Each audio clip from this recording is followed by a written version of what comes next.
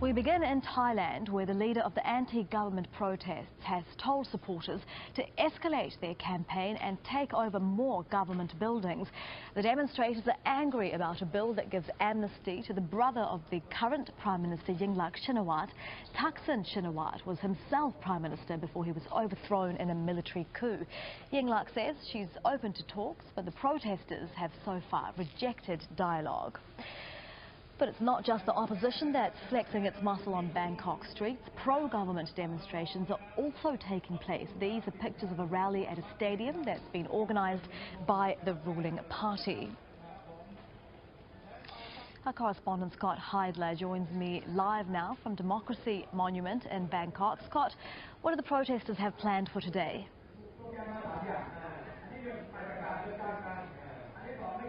Well, right now is very interesting. Within the last half hour, Elizabeth, a very interesting situation presented itself here at Democracy Monument. This is one of the big gathering points in the city for these anti-government protesters. Behind me there's obviously a stage, you can hear that, but there are also large screen televisions. Now the Democratic Party, the opposition party, has a television channel, and just a little bit ago they were broadcasting live images of protesters that got into the DSI, that's the Department of Special Investigations compound, and it was very, very tense. Everyone had kind of rushed to the stage, so they were watching these images live as they happened, and there are a couple of protesters who actually went to the door of this police special division headquarters, and they were trying to jimmy open the doors. There are big cheers here, but the organizers on the ground told the protesters not to try to get into the building.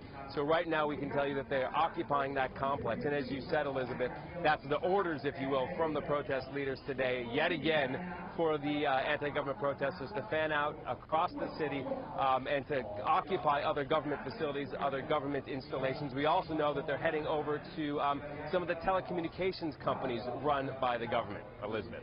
So are they keeping up their momentum, Scott, the opposition 1 week on from when the protests started?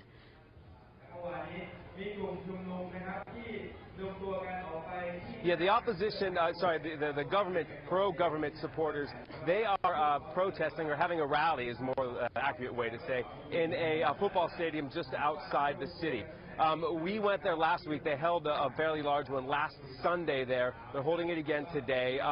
Something interesting, though, the anti-government organizers have started to get people to go to a university that's very close to the stadium. Never in this week of big protests have we seen these two sides, if you will, going face to face. One of the reasons is because the red shirts, the pro-government protester supporters, haven't really been out in the streets very publicly, if you will. They've always been in the stadium.